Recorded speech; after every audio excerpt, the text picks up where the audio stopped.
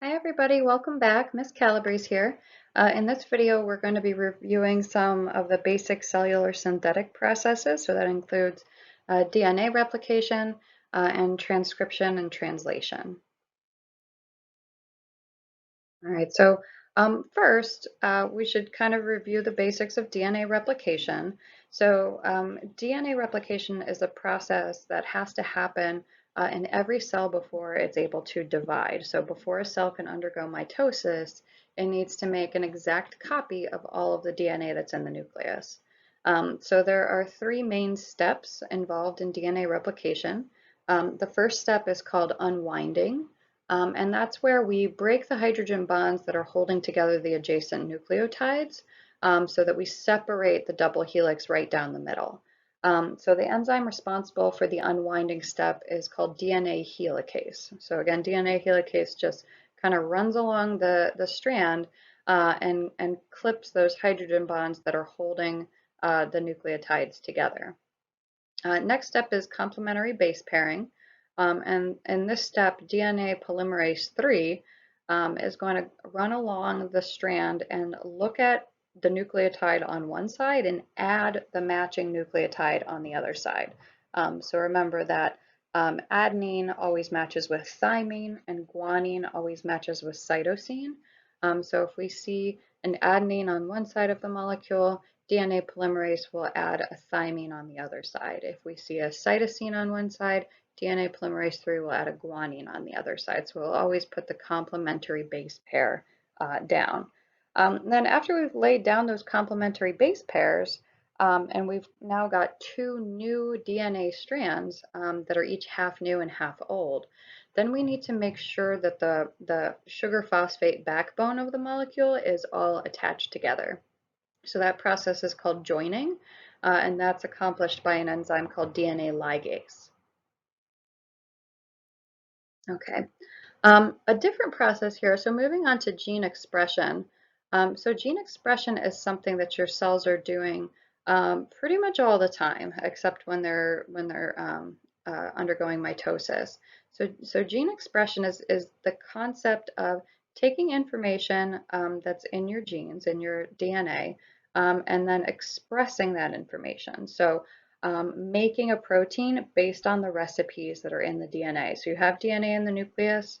That DNA never leaves the nucleus. It's very well protected in there. But what will happen is we can make a copy of certain recipes, certain genes, through a process called transcription, and then send that recipe out to a ribosome in the cytoplasm or in the rough ER, and that ribosome will then read the transcript and create a protein based on that recipe. Right, so this is how we express the genes that are inside your nuclei. All right. So a couple different processes involved in gene expression, and those are transcription and translation. Transcription is making a copy of a gene. So this is taking that DNA and transcribing it into the language of RNA. And transcription in eukaryotes always happens in the nucleus. And then that RNA, in this case messenger RNA or mRNA, can leave the nucleus and go find a ribosome where it will undergo translation. And translation is reading the mRNA and creating a polypeptide from that recipe. Okay, so just a kind of a refresher about the differences between DNA and RNA here. So we've got an RNA molecule on the left side and a DNA molecule on the right side. Remember that the bases are a little bit different. So DNA has cytosine, guanine, thymine, and adenine. RNA has cytosine, guanine, uracil, and adenine. So there is no thymine in RNA. Other differences are the 5-carbon sugar. So in nucleotides of RNA, this sugar, I'll circle one for you here, this sugar is ribose, whereas the corresponding sugar in DNA is deoxyribose. And then one of the other main differences is that DNA tends to be double-stranded, with the nucleotides bonding via hydrogen bonds across the middle of the molecule here, whereas RNA is a single-stranded molecule. All right, so let's focus on the specifics of what's happening in transcription. So like I mentioned, it happens inside the nucleus. What we're going to do is similar to what happened in replication, in that we're going to be separating the two strands of the DNA molecule, but instead of separating the molecule in its entirety, we're only separating the molecule for the length of one gene, right? So just one small segment of the DNA that codes for a particular protein. Once we separate the molecule, then we're going to be reading the DNA. So we're going to read this template strand of the DNA and create a complementary strand of RNA. Right? So we're going to create an RNA from the DNA backbone. So if we see a T on the DNA, then we're going to put an A on the RNA. If we see a G on the DNA, we'll put a C on the RNA.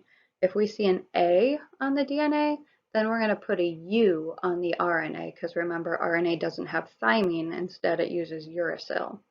Right? So this process of creating what we refer to as a transcript, a length of mRNA that's going to be complementary to the DNA, is executed by the enzyme RNA polymerase. So RNA polymerase polymerizes or creates a new RNA molecule. So RNA polymerase is the key enzyme here. All right, here's a kind of zoomed in view of what that looks like.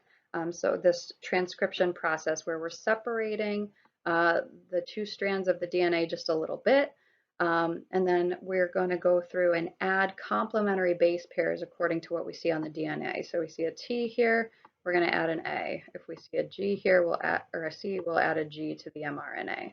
And in that way, we will create an mRNA transcript that's complementary to our DNA template strand. Okay, so all of this is happening in the nucleus. So because the DNA is never going to leave the nucleus of the cell, it's always going to remain there because the nucleus is where it's most protected.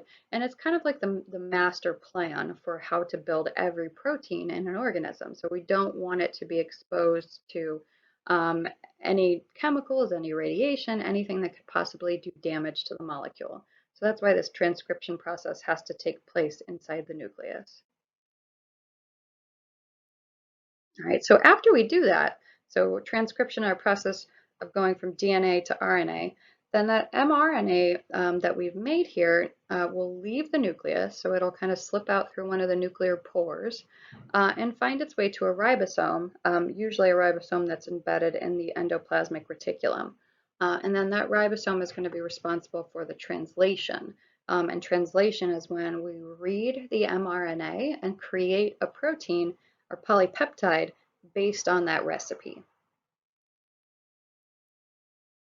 Right, so here's kind of a look at what translation looks like. So first, let me highlight your mRNA molecule. So this is the mRNA molecule that just left the nucleus and it found the ribosome. Here we can see the small subunit of the ribosome. And then here you can see, I don't know why they didn't include it before. Here's a large subunit of the ribosome up here. So the mRNA kind of slips in between the large and small subunit of the ribosome. And as it slips in between, we're going to start reading the molecule 3 letters at a time. So it's just a sequence of letters, a sequence of 4 letters. We're going to read them 3 at a time. And each 3 letters in the RNA is known as a codon. Each codon codes for one particular amino acid.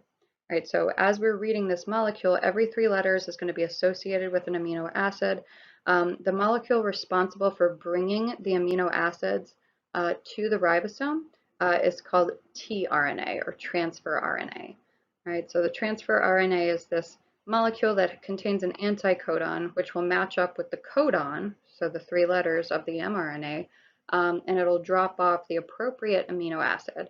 Right, so we'll start with one single amino acid, then we'll get 2, and they'll be held together by peptide bonds, and then we'll add 3, and then we'll add 4, and then we'll just continue on adding amino acid after amino acid after amino acid until we have a complete polypeptide. So here's a close-up view of what that looks like. So here in this initiation, this is where the mRNA bonds to the small subunit of the ribosome. See our start codon here, which if you're looking at the ribosome or at the mRNA is AUG. So AUG, these are the letters that start every single protein. AUG is known as our start codon. It codes for the amino acid methionine, and that's always going to be the first amino acid that's translated as we create new polypeptides. Um, so here we can see that the AUG codon on the mRNA has a corresponding anticodon on the tRNA, and that's going to be UAC.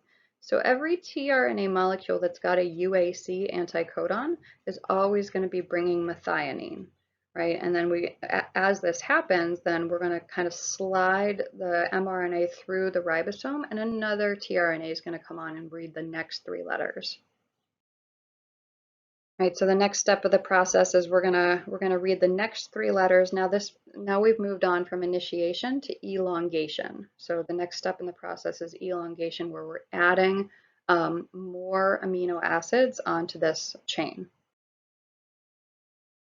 All right, you can see the continuing of initiation happening, or I'm sorry, of elongation.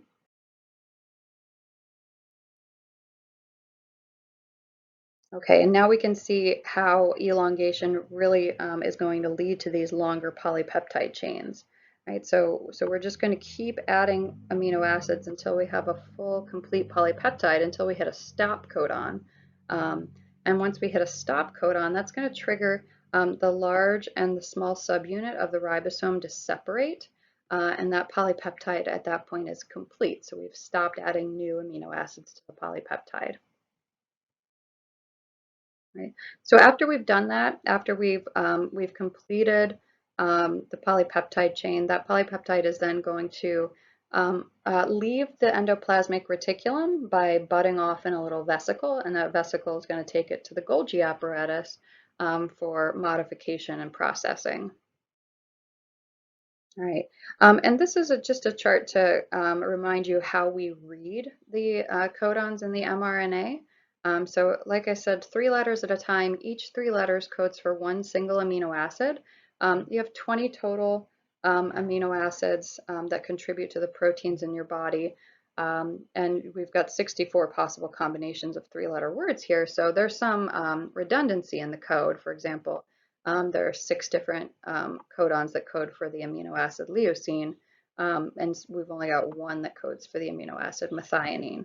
And over here we can see that there are 3 different stop codons. So when the messenger RNA hits one of these, when it contains one of these stop codons, that's going to trigger the ribosome to separate, and the protein will then be complete at that point. All right, so quick concept check here. What's the name of the process that creates messenger RNA from a DNA template? What is the process that creates a polypeptide from an mRNA message? And which enzyme is responsible for the process of transcription? All right, so there's your answers. Transcription is how we go from DNA to mRNA. mRNA to protein is translation.